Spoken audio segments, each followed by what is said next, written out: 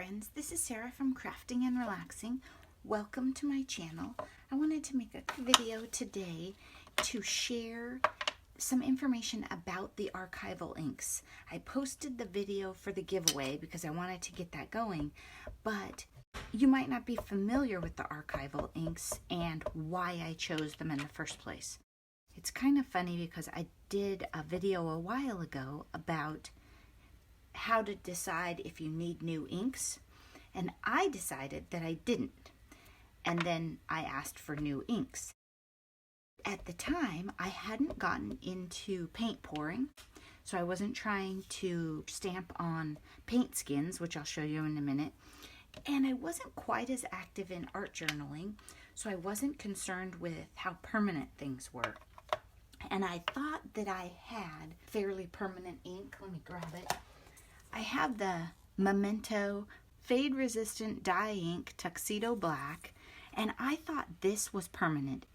It doesn't actually say anything that makes me think it should be permanent now that I read it. Oh, when dry, stamped impressions are water resistant. I had some trouble with this smearing in an art journal page. So then I wanted the black of the archival inks. Well, I would need a brown, of course, right, to do different aging and that sort of thing. Then I'd have to have blue, maybe two blues because I couldn't pick one.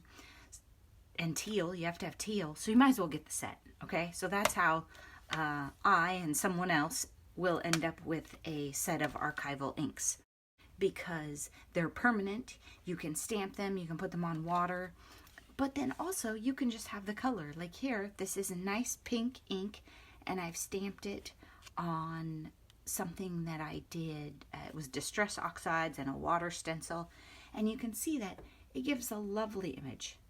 I'm going to let that focus for a minute.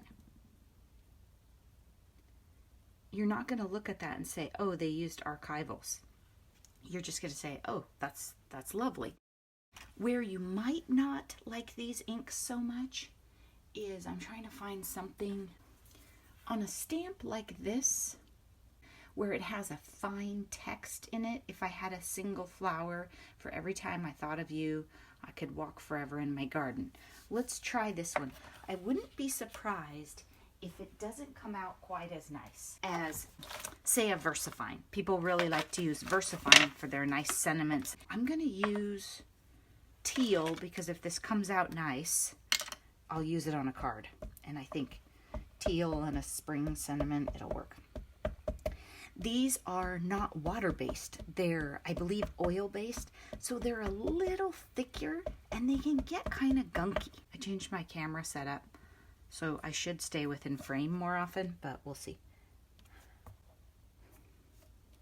I think it turned out lovely. I'm not super picky about how crisp and fine my sentiments are. You can see the if and the for, they got a little thick. Maybe I pushed too hard, but still lovely. I think I will be really happy with these inks because there's a variety of colors and I won't have to stop and choose an ink for the thing that I'm doing that day. I'll just be able to use these. Let me show you something amazing that I've been trying. I feel better because when you watch like a video of Dina Wakley, she's messy too. So I feel like I'm not the only one in the world that's messy, but a lot of you are much more tidy than I am. So I took the black archival. I'm going to move this over to the side. This is a paint skin. See how shiny it is? It's a piece of freezer paper with acrylic dried paint on it from paint pouring. I have tried stamping on these with a bunch of different things, and the only thing that I found that worked was acrylic paint. But you can use the archival inks. It's not going to give you necessarily a beautiful, crisp image. It's a little tricky too because a paint skin isn't completely smooth. It has some texture, but you can read it. The other thing is you could take, I'm going to use some Stampin' Up! Stamps in a rubber mount. Okay, so this is a giant background stamp, and I don't know. Let's try the cobalt on it because I don't know if majestic violet will show up. Sorry, I keep leaving you out of focus. And these pads are tiny, but I thought that would be better for portability and for storage. And I figured if I wear one out, I can go buy another big black one, or if I decide that I never use the colors, but I just wanted to try them out and play with them. Now I'm going to take this, kind of like if it was an art journal page. This is a really big stamp, so it's a little awkward to work with. And I maybe wouldn't have wanted the corner. But see, you can actually stamp on acrylic paint. If I let this dry, it'll be fine. If I touch it right now, I'll have a problem. I did some cards for the holidays where I was trying to stamp on a paint pour like this, and I tried a whole bunch of different things, and there wasn't anything that worked except for paint.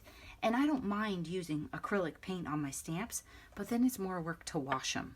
Speaking of washing them, if you're somebody that wants your stamps to stay clean and beautiful, okay, I'm worried about you. But if you are one of those people, you're probably going to want an actual stamp cleaning product. There are sprays. I just use baby wipes or a rag. I don't care. It's fine. The world won't end. Okay, let's try this one. You're in my thoughts often and in my heart always on this. Can you see? This is, okay, the big dog is outside playing, so sorry about that. Because of how dark it is, I'm going to use black.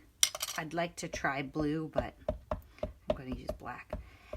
What I don't know is if it works better for my needs to stamp on paint pours, if I want wood mount blocks, or if I'm always better off with unmounted stamps so I can lay them on there and get the texture. My friend was watching me yesterday and she said, "You're rocking the stamp." And I said, "Well, I'm not stamping on a flat surface. I'm not really sure what to do about that." Oh, okay, that's pretty cool. This might be kind of neat. It's a subtle message. Might be kind of neat for a sympathy card. But I just think the idea that you can stamp on these and have such an amazing background, that's pretty neat. I like it, you guys. I like it. Let me show you. I was also thinking we could come in here with some of these stars. Okay, I got my Dina Wakley star set. It's not that I'm against other people. It's just that Dina has this star set that I love. Okay, let's see if we can take this paint pour that has some, I don't know if it's pink or red. If I knew, that would help. It looks pink to me, but I think my friend said it was red. I'm going to try putting a vibrant fuchsia star on that. And again, I did some of these last night. If I could find those, I'd show them to you. And they look fine when they dry. They don't fade out. Nothing weird happens. Okay, she's right. It was red. Maybe I'll get some red. This is a tricky item to stamp on because it has a ridge, so I have to get down in there. Because they're a little bit oily, you can see pretty well if you've gotten a lot of ink. I'm going to go up here. Okay, so I could put shapes on that. That's not the most fabulous thing ever in the world, but I could live with it. Here's an example. So I made this box a while ago. I could have stamped on here. I could have put a sentiment on here. I still could. If I laid it out and got it sturdy enough, I could stamp a sentiment on that, and that'd be really neat. Here's one in a lighter color. So that gives us more. Let's try putting teal stars on this. This one is really thick. It's a little bit weird. It's got other stuff stuck to it. These are, they're more like using distress oxides. You know how they're a little thick? They're not like a water-based. And stamping on a paint pour is tricky because it's a really slick surface. These will work much better on paper, I assure you. I hope that you've entered the giveaway.